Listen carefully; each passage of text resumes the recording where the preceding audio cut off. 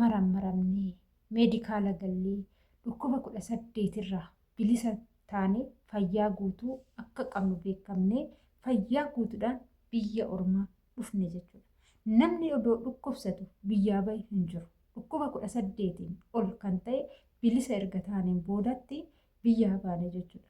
Nuti amma maarree biyya arabaa teenye fayyaa keenya guutuudhaan biyyatti deebi'uuf wantoota nu barbaachisan dirqama gochuu qabna. Yeroo hundumaa ijoolleen teenya gochaa hin jirree fi anaan dabalatee waan akkasirraa fagaannee dhukkuba garaagaraa ofitti fidnee dhimamaa taanee bashiteenyaa taanee kaleen keenya infekshinii uumee dhukkuba sombaa akkasumas coggaarraa dhukkuba garaagaraa godhannee biyyatti deebi'aa jira. Akkasumas ijoolleen lubbuun isaanii dhabamanii asitti darban hedduu jira. Isaan fa'aa maal fa'aadha? Maaliif akkas ta'uu dandeenya? Maaliif silaa fayyaa guutuu biyyaa baane akkamitti dhukkubsachuu dandeenya? Kan jedhu viidiyoo kana keessatti guutumatti argattu. Isin immoo viidiyoo kana laayik gochuudhaan jalqabaa isiniin jechuun affeerraa kooti. Egaa nagaan hin dagannee ashamaa harka fuunee kabajamtootaaf daawwattoota hordoftoota kiyyaa nageenyi koo kan jaalalaa fi kabajaa bakkaa fi lafa jirtan isiniif haa baay'atu. Anis obboleettiin keessan bakkaa fi lafa jirutti waaqayyoof galannaa ga'u nagaa fayyaa kootidha. Isinis akka nagaa fayyaa naaf taatan waaqayyo irraa abdii guddaan qaba. Egaa warroonni mana keenya haarawaa taatan laayik sheer gochuudhaan gara maamila keenyatti dabalamuun affeerraa keenya taasisan jedha. Egaa akkuma jalqaba irratti isinii kaasuu yaaletti jechuudha.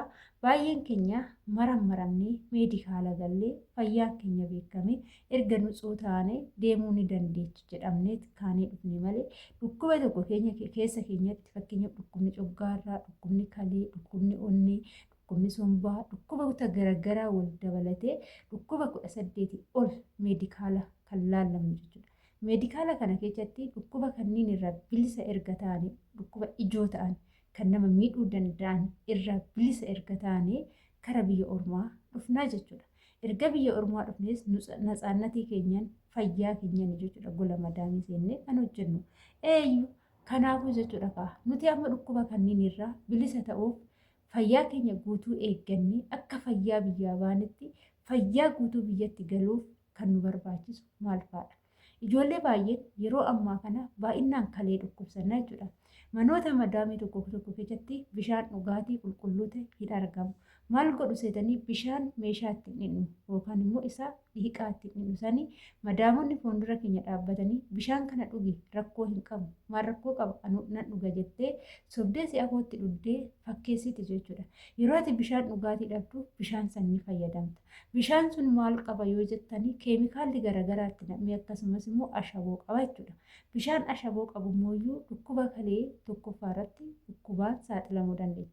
Ashaboo jechuun ashaboon tokkotti baay'atee yeroo hundumaa wanta ashaboo qabu fayyadamta jechuun kaleen kee infekshinii uumaa deema rakkoo garaagaraatiin ofirraan gecha jechuudha. Kanaafuu bishaan akkasiisan bishaan meeshaadhaan dhiqamu san isaa haala fayyaa yookaan immoo onni bishaan isa meeshaa ittiin dhiqnu sanii isa fayyadamuun nuuf qaama keenyaaf barbaachisaa miti jechuudha. Yoo bishaan mana keessa hin jiraanne ta'e maallaqa keenya baasnee hin bitanne bishaan qulqulluu ta'e alaa fidachuu dirqama nu barbaachisa. Akkas yoo isiniin jedhu bishaan dhugaatii kokshinaa madaamii gola madaamii keessatti tokko kan argamu fiiltariin inni guddaan ka'an meeshaadhaan dhugnu yoo ta'u kun immoo ishee qal'oon takka cinaa jirti inni immoo kan dhugaatiiti jechuudha. Wantoonni akkasii mana madaamii keessa kan hin jirre yoo ta'e mana hundatti hin argamu. Mana kiyyaama waan akkasiiti kan dhugaatiitii fi kan ittiin hojjedhu wal cinaa jira. Isaan keessaa kan ittiin nyaata midhaanas ittiin hojjedhu kan dhugaatiidhaaf ta'us akkasuma jechuudha. Kan meeshaa ittiin dhiqusanii ittiin qulqulleessanii nyaatanis hin hojjedhu dhugaatiidhaafis hin fayyadamu jechuudha. Kan dhugaatiidhaaf fayyadamus isaanii jechuudha. Yoo inni mana san keessa akka tasaa ta'ee dhaabbatee iyyuu bishaan alaa jaarkaaniidhaan alaandi guguddaadhaan dhufu san isaanis nyaatallee hojjedha malee isa bishaan meeshaa ittiin dhiqusanii nyaata hin hojjedhu jechuudha.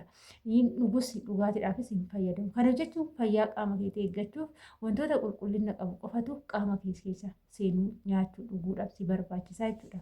Akkasumas immoo isaan yeroo baay'ee isa jaarkaaniidhaan fidanii ol fuudhanii galabbatan santu jira.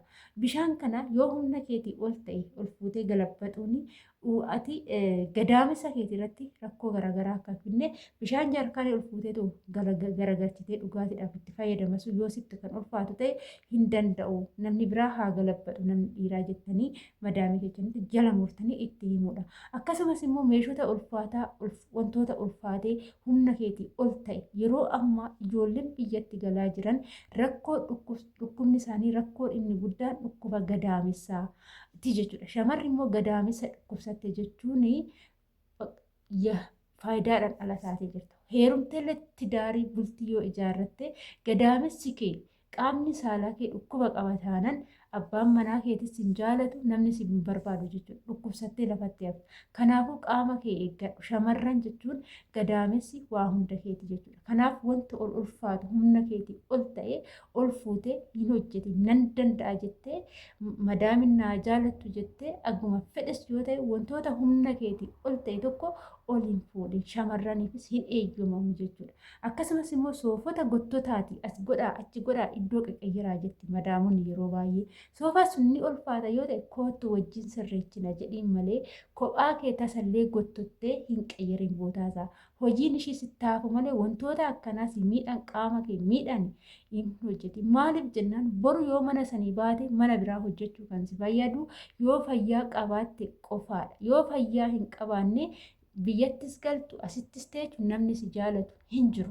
Biyyattis galtee biyya biraas jijjiirradheen jiruu kiyya fooyyeffadha manni sun naan taane yoo jette yoo fayyaa kee qabattee gara biyyaa galte qofaadha.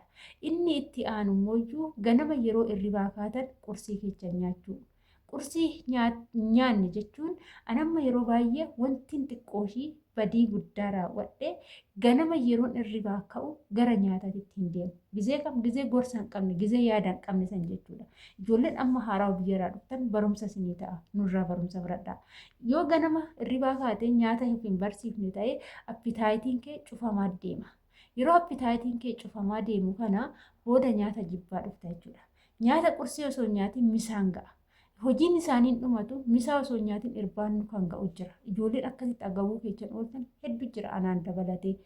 Nyaata akka irribaa kaaneen akka tokko jennee firaashii keechan irraa baanee kaanee kutaa keenyaa baanee deemnee kushiinaa akkuma seennee bishaan birciqqoo 2 dhuguu qabna. Bishaan birciqqoo 2 dhugnee erga kaanee booda taga qursii keenya hojjetan nuti daqiiqaa 10 turra. Saniin booda qursii keenya nyaannee gara hojii deemuun dirqama malee agabuu keenya garaa duwwaatti hojii isaanii duuba fiiguun tasumallee dogongora akka ta'e beekadhaa jechuudha. Inni itti aanu immoo misaallee sa'aatiin keenya odoo hin darbiin sa'aatiin misaa yeroo ga'etti hojii harkaa qabdu hojii fedhe haa ta'u dhaabdee gara misaa keetii dhuftee nyaachuudha. Yeroo akkasitti nyaattu jalqaba irratti madaamii teetillee akka nyaanni si barbaachisu barsiifta. Ofii keetiifillee qaama kee of eeggannoo fayyaa kee eeggatta. Nyaanni baay'ateef osoo hin taane sa'aatii isaa eeggatee aga nyaachuu qabdu san gaafa nyaatte fayyaa kee guutuudhaafis si barbaachisa jechuudha. Kanaaf fayyaan fayyaa hin dhabinaa. Ijoollee baay'een dhukkubsataniiti gara biyyaa galaa jiru. Ijoollee baay'een rakkooleen garaagaraa irra ga'eetti mana yaalaa jiru. Kana jechuun immoo rakkoolee amma isinii kaase kanaan dabalateeti malee gaafa biyyaa baanu dhukkubsattoota taanee yookaan bashitaa qabaannee osoo hin taane gaafa biyyaa baanu nutsuu qulqulluudha asitti dhukkuba garaagaraa bitachaa. Inni itti aanu immoo caamma shahaxiin mana keessa kaawwannee hojjennu goggogaa ta'uu hin qabu. Kan miila keenya nu dhukkubsu ta'uu hin qabu. Isiniif galee lallaafaa ta'uu qaba jechuudha. Lallaafaa goggogaa yoo ta'e yoo irra deemne faana keenya miila keenya nu dhukkubsa. Miilli keenya jalaa nu dhukkube jechuun kaleen keenya nu dhukkubee jechuudha. Keessatti obboloota wanti eeggachuu qabdan kalee keenya. Anamma waa hunda keessaa kalee kiyya sirriitti eeggadha. Bishaan nan dhugaa. Ufan eega jechuudha. Nyaatallee sa'aatii kiyyaan duraan hin nyaadha. Amma nyaachuu eegalee jira jechuudha. Ganama yeroon hirribaa ka'e qursii koo nan nyaadha. Wanna na barbaachisu keessattuu wanni isin barbaachisu yoo mana arabaatiin dhabamu aanneen inni daakuu sun jechuudha. Aanneen isa daakuu sanii isa san inni aanneen daakuu xaasadhaan dhufu suni mana arabaa kamiyyuu dhabamu jechuudha. Bakkuma hunda jira. Aanneen san ganama yeroo hirribaa kaatan danfifadhaatii isa san kubbaayyaa tokko yoo danda'ame sammuulii yookaan immoo maal jedhama furnoo jedhama natti fakkaate afaan Itoophiyaatti sammuulii suni isa san tokko isa wajjin fayyadamaa jechuudha. Wankuma waan bira wantuma nyaattan illee dhabdan jechuudha. Osoo madaamiin teechas hin argin wanti hin dhabameen jiru mana madaamii keessatti.